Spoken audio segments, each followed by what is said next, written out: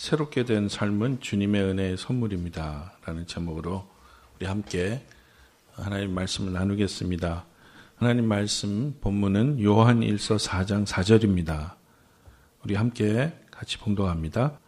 자녀들아, 너희는 하나님께 속하였고 또 그들을 이기었나니 이는 너희 안에 계신 이가 세상에 있는 자보다 크심이라. 아멘. 1000명의 미국인에게 물었습니다. 만약 당신이 옛날로 돌아갈 수 있다면 어떤 시점으로 돌아가고 싶습니까? 여러분, 예전에 1985년도에 Back to the Future이라는 제목의 영화가 나왔습니다. 아들이 엄마의 젊은 시절로 되돌아가서 엄마가 어떻게 연애를 하는지 보게 되는 건데, 1000명의 미국인에게 어느 시점으로 당신은 돌아가고 싶습니까? 했더니 독립선언서를 작성한 날, 미국의 그 독립을 위해서 함께 모인 그 미국의 국부들, 그 자리에 한번 가보고 싶습니다. 그렇게 대답했고요. 두 번째는 아브라함 링컨 대통령이 게티스버그에서 한 그 유명한 연설, 그 연설을 들으러 한번 가봤으면 좋겠습니다. 그런데 사실 제일 많은 사람들이 선택한 대답은 이겁니다. 첫사랑에 빠진 날, 거기를 한번 되돌아가고 싶습니다. 만약에 여러분이 과거로 돌아갈 수 있다면 어느 시점으로 돌아가고 싶습니까? 어떤 분은 제가 이런 질문을 했더니 저는 과거는 싫습니다. 아주 끔찍합니다. 과거를 생각하기 싫습니다. 저는 그냥 이대로가 좋습니다. 이런 분도 계셨습니다. 그러나 저처럼 부모님을 일찍 여인 그런 분들이 있으면, 저에게 누가 이 질문을 하셨다면 저는 이렇게 대답했을 겁니다. 어머니 아버님 손을 잡고 첫 번째 초등학교 입학식 한 날, 그날로 한번 돌아가 보고 싶습니다.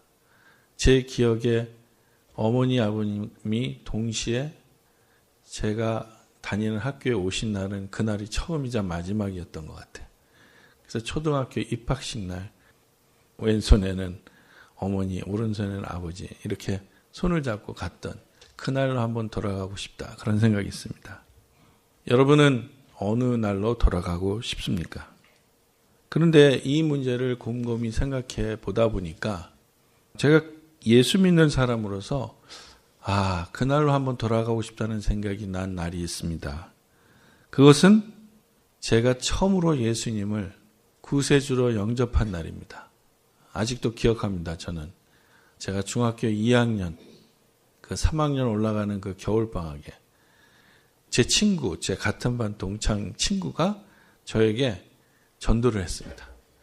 전도하는 때 아주 좋은 방법을 썼습니다. 우리 교회에 이쁜 여자애들이 많다고. 그래서 제가 이쁜 여자애들을 보러 갔다가 저를 가장 예쁘게 보시는 주님을 만난 거죠. 교회 지하 이 마룻바닥에서 이렇게 그 조그만 애가 뭐가 이렇게 죄가 많았던지 땅을 치면서 이렇게 회개하면서 예수님을 영접한 그 모먼트로 한번 돌아가 보고 싶습니다. 누구나 이런 과거로 돌아가고 싶은 사람이 있어서 혹시 그 기억을 떠올리면 사실은 그 과거 때와 지금의 때가 비교가 되죠. 제가 가장 돌아가 보고 싶었던 초등학교 입학식 날, 제 왼손과 오른손을 잡았던 어머니 아버님은 지금 이 세상에 지금은 존재하지 않습니다. 제가 중학교 2학년 때 겨울방학 때 그렇게 순수하게 울부짖으면서 주님을 만난 그 감격은 사실은 이렇게 매주 설교를 하지만 제 마음속에 동일하게 남아있지 않습니다. 나는 지금 어떻게 살아가고 있는가? 나는 지금 무슨 마음으로 살고 있는가? 나는 도대체 예수님을 만났다면 주님 만난 이후의 내 삶은 무엇이 달라졌는가? 내 인생은 어떻게 변화해 왔으며 앞으로 어디로 갈 것인가? 이런 근본적이면서 중요한 질문들이 나이가 들면서 이제 심각해지기 시작합니다.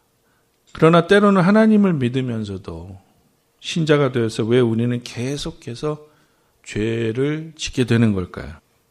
왜 우리는 또 같은 죄를 계속해서 반복해서 지을까요? 왜 우리는 아직도 세상을 두려워하고 아니면 세상을 그렇게 부러워하며 살고 있을까요? 성경에 나오는 그 많은 사람들이 하나님 말씀에 순종하는 그런 삶은 과연 우리에게 오지 않을까요? 남의 이야기일까요? 하나님은 정말 사람을 바꾸실 수 있을까요? 하나님은 정말 사람의 인생을 변화시킬 수 있는 분일까요? 조금 더 들어가면 스스로에게 하는 질문이 생기죠. 나는 그리스도인이면서 왜 그리스도의 성품대로 빨리 변화하지 못하고 있는가? 오늘 하나님 말씀에 그 정답이 나와 있습니다. 로마서 12장 2절.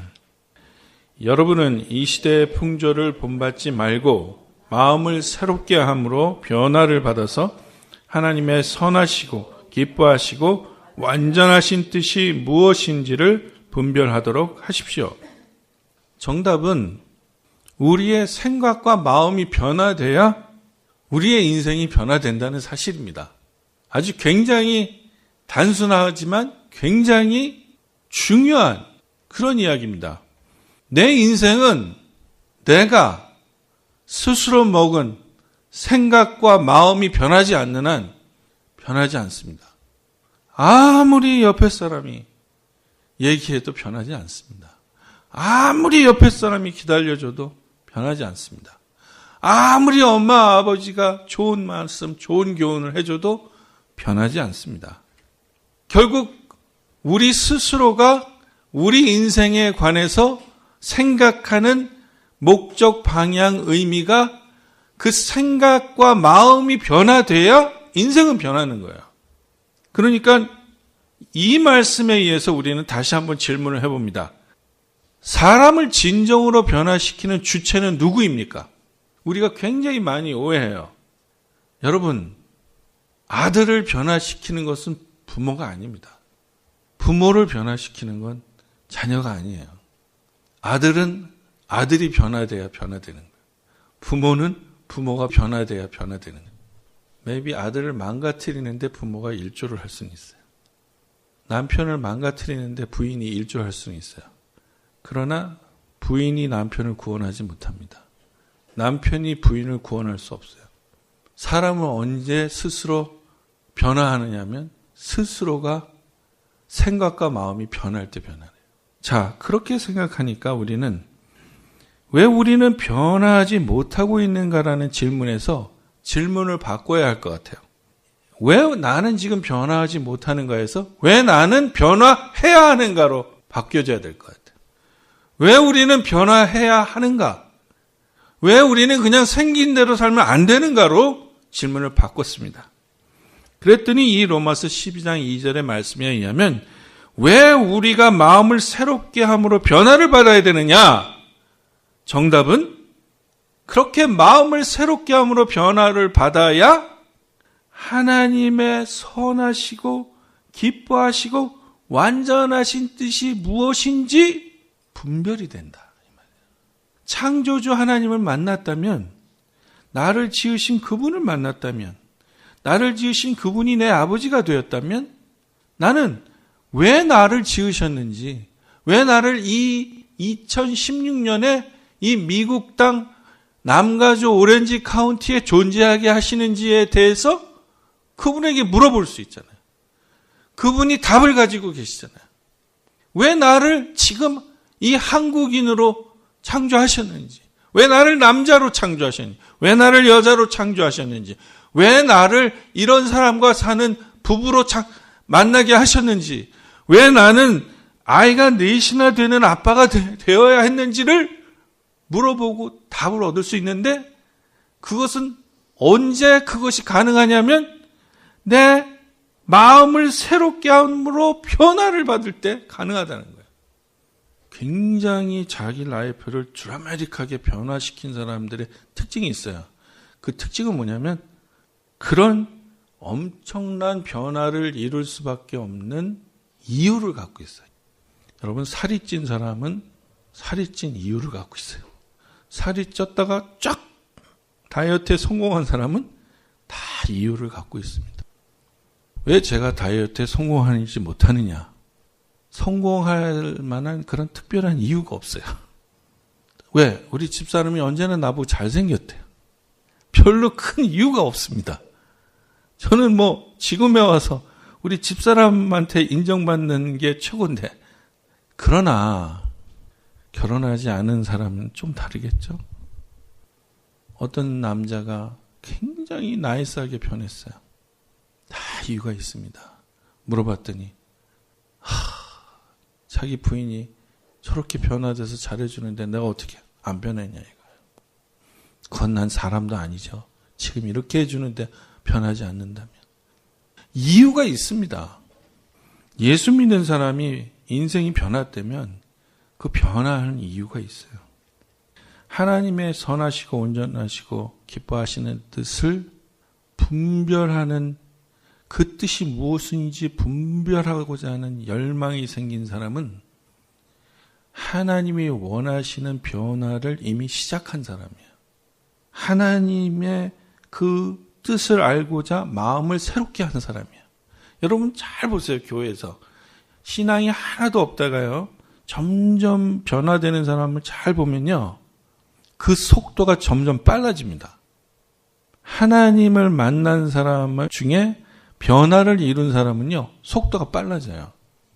하나님 만나고 나서 점점 더 느려지게 변하는 건 그런 사람은 없어요. 성경에도 그런 예가 없어요. 성경은 하나님을 만난 사람은 급속하게 변화를 일으키게 돼 있어요. 하나님의 뜻을 알고자 하는 사람, 하나님 뜻대로 살고자 하는 사람, 급격한 변화를 이루게 돼 있어요. 그래서 중요한 건 뭐냐면 진정으로 변화시키는 주체가 누구냐를 깨달아야 돼요. 나를 힘들게 하는 자식이 있죠. 제가 100년 기다려줘도 안 변합니다. 100년 동안 참아줘도 안 변해요. 얘가 언제 변하냐면요, 하나님 만나는 날 변하는 거예요. 그때부터 변화가 일어나는 거예요. 저 왼수 같은 자식을 참을 수 있는 인내를 달라고 기도하지 마시고, 저 왼수 같은 남편을 참게 나를 바꾸소서 자꾸 그런 기도하지 마시고, 하나님, 쟤를, 저 불쌍한 우리 애를 만나주세요. 저 불쌍한 우리 남편, 우리 부인을 만나주세요. 그렇게 기도하세요. 하나님을 만난 사람만이 새롭게 되는 거예요. 새롭게 되는 사람은 자기 의지로 새롭게 되지 못해요. 여러분, 인간이 새롭게 되기를 선택하는 것 중에 마지막 결론이 뭔지 아세요? 자살이에요. 왜? 자기가 용납이 안 되는 거예요. 내가 이 세상에 사는 게 내가 용납이 안 되는 거예요. 내가 더 이상의 탈출구가 없는 거예요.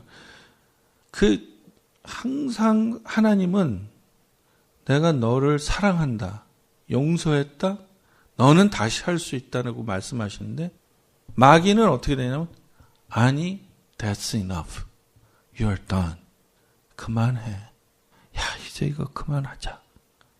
그래서 자살하는 사람들의 유서에 제일 많이 나오는 두 가지 문장이 있습니다. 하나는 미안해. 반드시 자살할 이 유언장에는 누군가에게 대상은 바뀌어질 수 있어요. 그러나 누군가에게 제일 많이 나오는 문장이 이거예요. I'm sorry. 두 번째가 뭐냐면, 이게 내가 할 수 있는 최선의 방법. 이게 자살이에요. 인간이 마지막 자기 스스로를 해방시키고 탈출시키는 마지막 방법은 스스로 끝을 내는 거예요. 그런데 하나님은요, 완전히 다르세요. 고린도후서 5장 17절에 누구든지 그리스도 안에 있으면 그는 새로운 피조물입니다. 옛 것은 지나갔습니다. 보십시오. 새 것이 되었습니다. 할렐루야. 하나님은 옛 것은 그만 생각하라는 거예요. 옛 것은 지나갔다는 거예요. 너는 왜 자꾸 옛 것을 들추니? 너는 새로운 피조물이야. 이전 것은 지나갔어. 너는 이제 새 것이야. 오늘 본문 말씀 요한일서 4장 4절엔 자녀들아, 너희는 하나님께 속하였고 또 그들을 이기었나니, 여기서 그들은 세상이에요. 세상을 이겼나니 이는 너희 안에 계신 이가 세상에 있는 자보다 크심이라. 그러니까 우리가 세상을 이기는 유일한 방법은 무엇입니까? 하나님께 속해 있는 거예요. 하나님의 자녀가 되는 거예요. 그리고 세상에 있는 자보다 하나님을 더 신뢰하는 거예요. 더 믿는 거예요.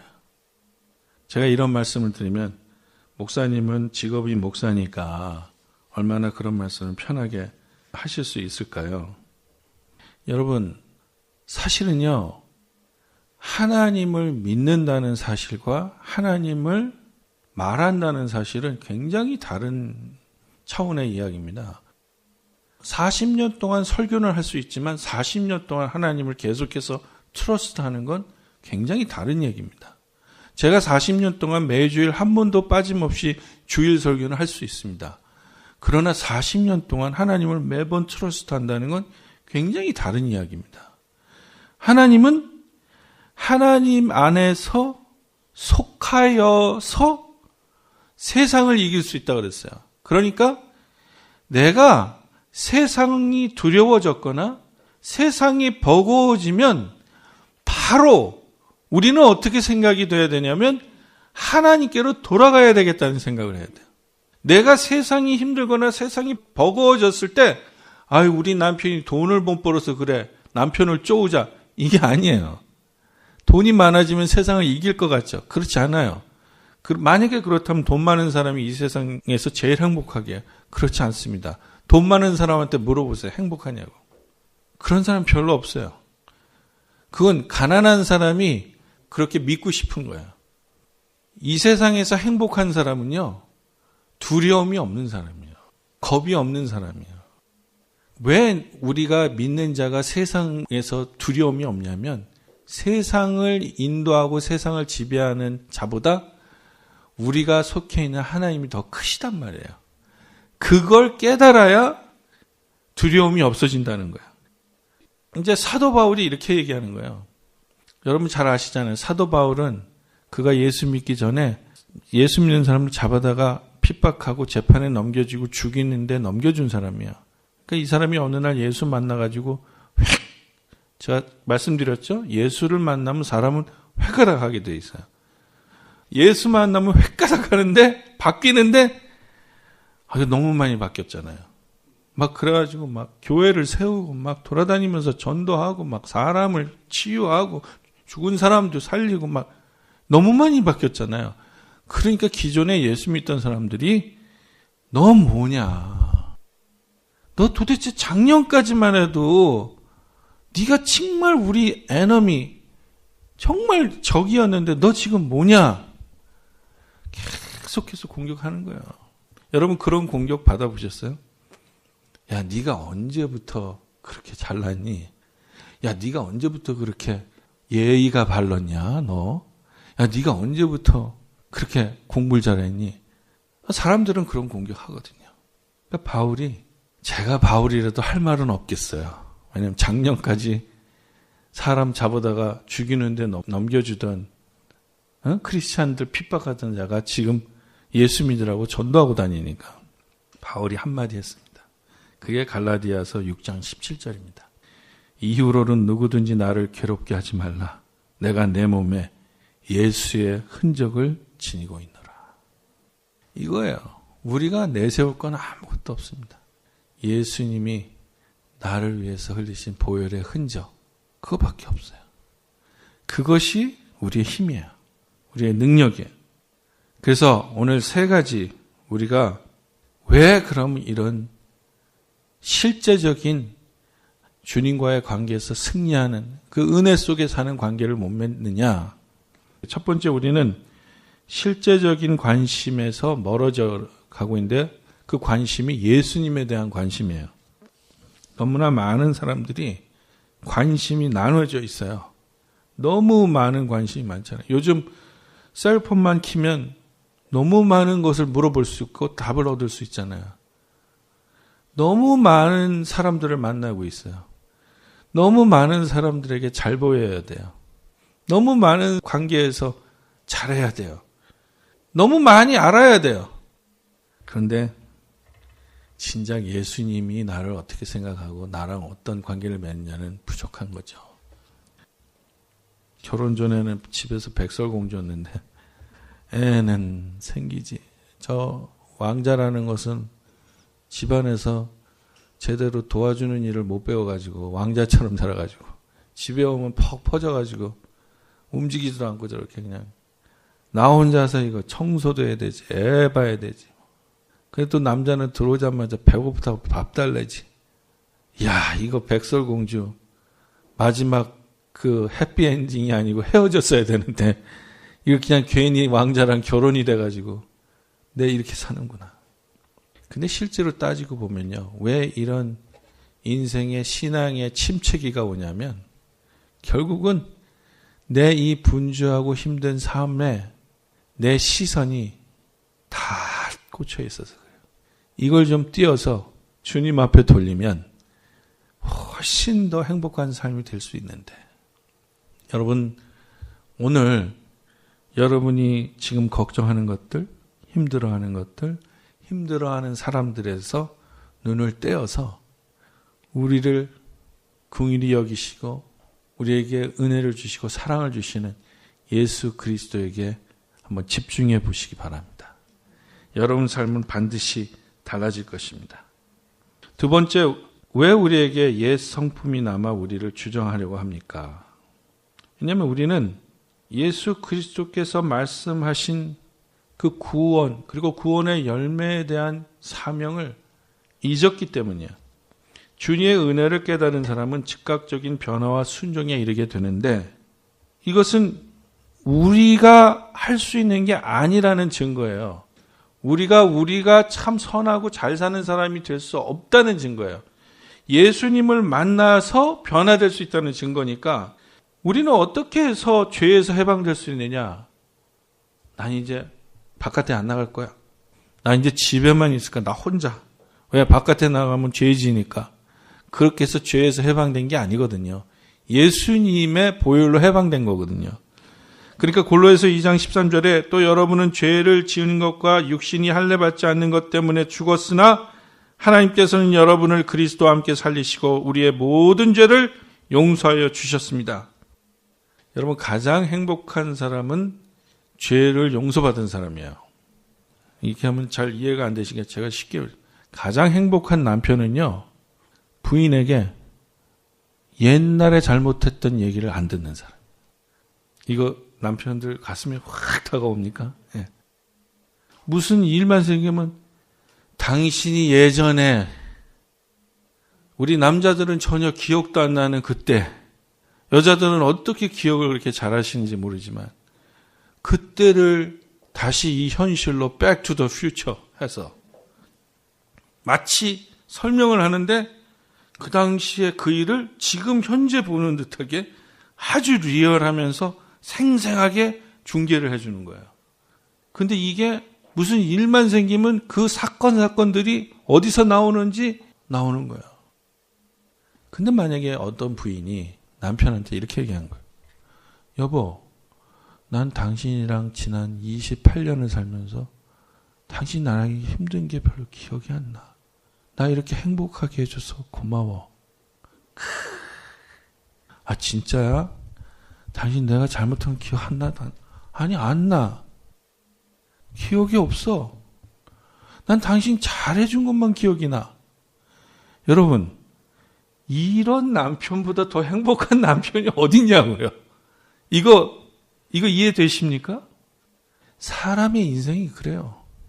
우리가 하나님 앞에서, 스스로 앞에서 내 죄가 다 용서받았다는 확신이 드는 순간 사람은 가장 행복한 겁니다. 그때 비로소 우리는 어떤 생각이 나냐면 Then Lord, tell me what to do. 이게 되는 거야. 주님 말씀하옵소서. 내가 가겠습니다. 이게 되는 거야. 내 존재에 대한 그 정확한 인식이 나를 움직이게 하는 거죠. 제가 엊그저께인가 그 인천 상륙작전이라는 그 영화를 소개하는 클립을 봤습니다. 그런데 그 소개에 나오는 한 장면이 어떤 소년병이 있어요. 대한민국의 소년으로 나이가 굉장히 어리게 생긴 소년병이 피투성이가 된 채 그 참호 속에서 견디다가 다른 그 군인들은 다 죽고 후퇴하는데 이 소녀는 거기 남은 거예요. 그래서 이 메가더 장군이라는 분이 이 사람을 이제 구출하게 됐는데, 거기서 이제 메가더 장군이 이렇게 물어보는 거죠. 왜 너는 다른 사람처럼 도망가지 않고 후퇴하지 않고 여기 이렇게 혼자 남아서 싸우고 있냐? 이 소년병의 대답이 이겁니다. 우리 중대장님으로부터 후퇴 명령을 받지 않았습니다. 중대장님은 저한테 계속해서 끝까지 남아 싸우라고 말씀하셨습니다. 메가더가 감동이 됐잖아요. 그래서 메가더 장군이 물어보는 거야. 그럼 네가 제일 필요한 게 뭐냐 지금? 말만 해라 내가 들어주겠다. 총과 충분한 실탄을 주십시오. 이건 내가 왜 이 시간에 이 곳에 존재하는지를 깨닫기 전에는 할 수 없는 말이에요. 내가 왜 이 시간에 이 일에 종사하고 이 일을 맡았고 내 명령권자로부터 어떤 명령을 받았는지 가슴에 새기지 않고서는 이 얘기는 할 수 없는 얘기예요. 이게 실화라 그러더라고요. 실화. 실제 있었던 얘기라고. 이래서 메가더가 실제로 인천 상륙 작전을 해야겠다는 결심을 했대요. 메가더가. 왜? 이런 군인이 있는 나라는 일어날 수 있다. 우리는 어떤 이유로 이 땅에 살고 있습니까? 우리가 사는 목적은 뭡니까? 그리고 우리에게 너의 삶의 목적을 말해주는 명령권자는 누구입니까? 그리스도 안에서 우리는 새 삶을 산 그런 목적이 있는 사람입니다. 왜냐하면 그분의 희생으로 우리는 죽음에서 사망으로 옮겼기 때문입니다. 그리스도의 은혜가, 그리스도의 사랑이 우리를 선한 사람으로 살으라고 지금도 강권하시기 때문입니다. 하나님의 영광을 위해서 살려고 지금도 그리스도가 말씀하고 계시기 때문입니다. 여러분, 이 땅에서 지금 우리가 사는 이유는 주의 나라와 영광을 위해서입니다. 그리고 그렇게 명령하신 분은 세상에 계신 이보다 더 큰 하나님 아버지이십니다. 마지막으로 세 번째, 우리는 아직도 왜 예전의 나로 살려고 합니까? 왜냐하면 우리가 스스로 가장 중요한 우선순위를 잃어버렸기 때문입니다. 여러분, 연산의 법칙이라는 게 있습니다. Order of Operations. 연산의 우선순위. 괄호 안에 것을 먼저 계산을 해야 합니다. 괄호 안의 것을 먼저 계산하지 않으면 정답은 굉장히 다르게 나올 수밖에 없습니다. 그리스도 안에서 사는 사람은 그리스도의 은혜라는 괄호 안의 문제를 풀어야 됩니다. 내가 그리스도의 은혜 아래 있는가? 이 문제가 먼저 해결돼야 됩니다. 나에게 명령하시는 분이 그리스도이신가가 해결이 돼야 돼요. 내가 그리스도 안에 있는가가 해결돼야 우리가 그리스도 안에 사는 삶의 답이 나오게 되어 있습니다. 그래서 에베소서 2장 8절 10절에 여러분은 믿음을 통하여 은혜로 구원을 얻었습니다. 이것은 여러분에게서 난 것이 아니요 하나님의 선물입니다. 행위에서 난 것이 아닙니다. 그러므로 아무도 자랑할 수 없습니다. 우리는 하나님의 작품입니다. 선한 일을 하게 하시려고 하나님께서 그리스도 예수 안에서 우리를 만드셨습니다. 하나님께서 이렇게 미리 준비하신 것은 우리가 선한 일을 하며 살아가게 하시려는 것입니다. 그러니까 하나님의 계획, 그리스도의 은혜, 그리스도의 사랑을 먼저 풀어야 우리 인생의 목적의 답이 나온다는 거죠. 그래서 우리는 지금도 그리스도 안에 있어야 인생이 변화된다는 사실에 동의하고 있는 겁니다. 내 안에 있어야, 아니요. 내가 당신 말 다 들으면 나는 변할 것 같아. 아니에요. 내가 당신이 벌어주는 돈 2배로 나한테 주면 우리 가정 행복해질 것 같아. 아닙니다. 다 버리세요. 답은 괄호 안에 있는 예수 그리스도의 은혜입니다. 예수 그리스도의 은혜를 깨달은 사람은 정답을 얻을 수 있습니다. 인생의 목적을 얻을 수 있습니다. 그리고 하나님의 뜻을 얻은 사람이 진정으로 하나님께 영광을 돌리는 사람이 될 수 있습니다. 여러분, 마음이 답답하고 컬컬하십니까? 아니면 인생이 잘 풀리지 않고 꼬여만 가십니까? 아니면 뜨거운 가슴이 식어버리고 차가운 마음이 되었습니까? 희망이 사라지고 절망이 느껴지십니까? 여러분, 괄호 안의 문제를 푸십시오. 그리스도의 은혜가 우리를 정답으로 이끌어 줄 것입니다. 오늘 우리 모두 하나님 안에 다시 한번 주님의 은혜와 사랑으로 돌아갑시다. 주께서 우리를 다시 살려주실 것입니다.